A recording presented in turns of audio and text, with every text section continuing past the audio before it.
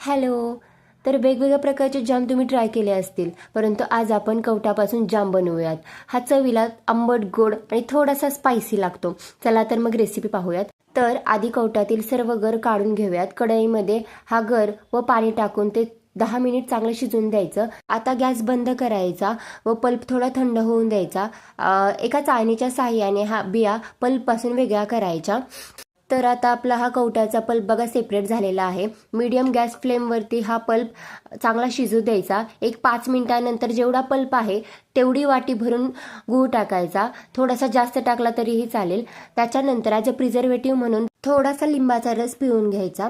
Okay. तर जोपर्यंत pulp pan सोडत नाही तोपर्यंत चांगला हा पल्प शिजून द्यायचा व त्याच्यानंतर त्याच्यामध्ये थोडंसं मीठ व लाल तिखट ॲड करायचा. अशा प्रकारे आता आपला जाम तयार झालेला आहे. हा जाम थोडा थंड झाल्यावरती काचेच्या भरणीमध्ये ठेवून द्यायचा. तुम्ही चपाती बरोबर किंवा कोरडाही हा खाऊ शकता.